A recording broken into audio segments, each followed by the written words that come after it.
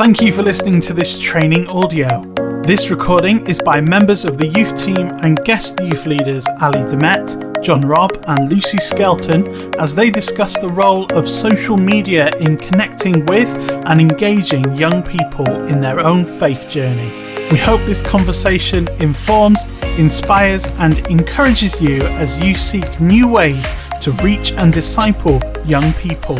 Are you guys planning to do anything with social media specifically? Are you going to be hitting an Instagram account or Facebook group that you have with your groups that I'm just trying to connect with them through the week like that? I know, John, you mentioned Discord earlier. I'm not totally a fan of what that is, but what kind of things are we talking as well as kind of those group moments?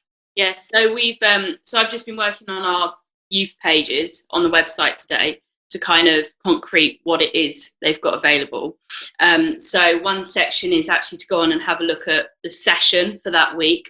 So I've sort of just trying to look at what I would normally do and then try to imagine like games and things. How could they do that at home on their own? So I'm just using what we normally use, Energize online, and then just adapting it and then sort of made some videos and stuff to go with it.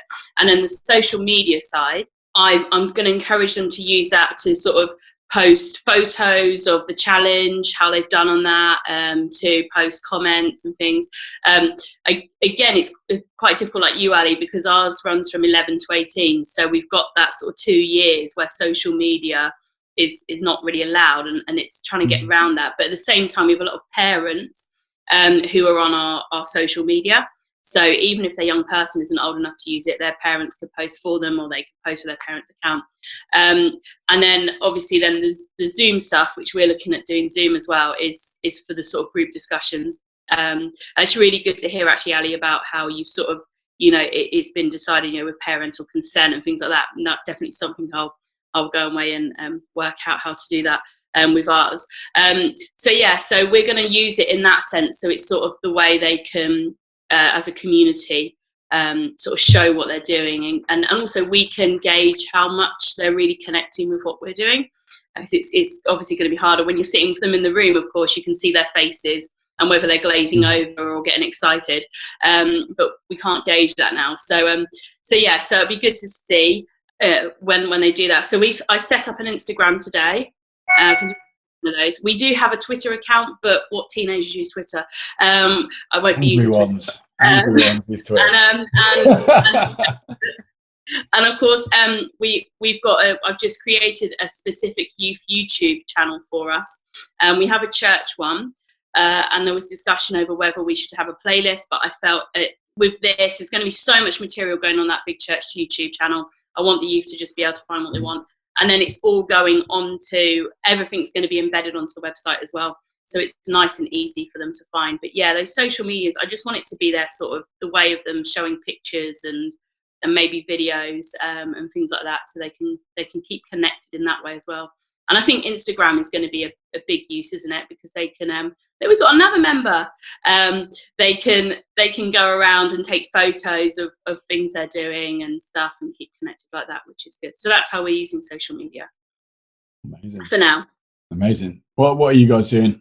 Yeah, we also have an Instagram account that I'm personally not very good at Instagram, but there's another guy on our team who is much better at it, and young people already use that to share content and share things about what they're doing and college and whatnot. So I guess the hope is that will continue. I'd already mentioned we were planning on using Discord, or we might use Facebook Messenger as a bit of a way to just stay in touch with messages through the week, which obviously is harder to do through Instagram. I guess a bit like what others have said, YouTube is going to be predominantly used by the main church for streaming and sharing video content. So we felt like we didn't want to necessarily use that and wanted something separate, really. So pretty similar. Similar. Ali, you guys have got you guys have had an Instagram account for a long time. That was under Saji, Yeah, so that's been there for a while. Are you planning to up your game on that, or because you guys have pretty good engagement with it from your young people, don't you? Yeah. So definitely, he wants a fist pump. This is what he's trying to do. You have to fist pump the screen. This is Ezra. He wants a fist pump. Yeah, look, fist pump. Yeah. Yeah, look, Rob's fist pump. Yeah. When he does this with one of the young people last night on Zoom, he does it whenever he sees this kid Matthew. And we saw Matthew on the screen last night, so he was fist pumping him. It was cute. So that's now everyone gets fist pump. Yeah. So our Instagram, definitely up to our game. I've tried to use Instagram Live, which I'm rubbish at, but it was quite a comedy. So before and after our session last night, I used it a little bit before, just to remind people and to walk through the steps of how to actually log on and all that. And then just afterwards say, thanks, and if you want to chat, just to have that little bit more personal afterwards. Again, did a very quick one after the info came out about the exams being cancelled. I think even if it's just that video, just a little quick sort of, we're still here, we're totally with you. I hear what you're saying, Lucy. The thing that's great about what's great about Zoom is that it is interactive, and you see their faces. Whereas Instagram Live is like you're just talking at any, it's just more disconnected. But I think it is a good way of just doing a quick shout out of like what's going on or what's happening. And I think everyone's just laughing at me because I'm a bit of a grandma with it, so it's quite funny. We're going to try and do with Instagram every week to have like sort of like a weekly challenge that they have on there. So, and it'll be a challenge to bless someone or the community. So it could be something, it doesn't have to be necessarily outside if we go into lockdown, but it could be like designing a really funny TikTok or working out doing like a tutorial for old people on how to like a Facebook page. Honestly, my dad could not figure out how to like a Facebook page.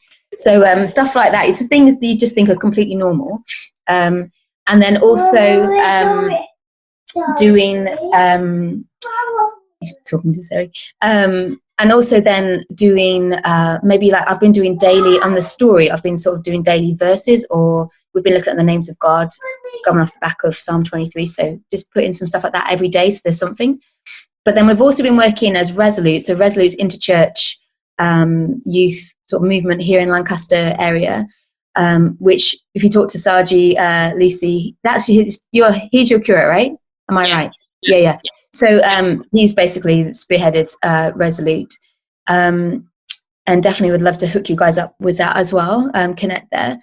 But we are going to be doing a compline, is that right? I'm not Anglican. Compline, yeah. Compline, there we are. So something at the end of, so Johnny Bays is going to head this up, who works for Nisku.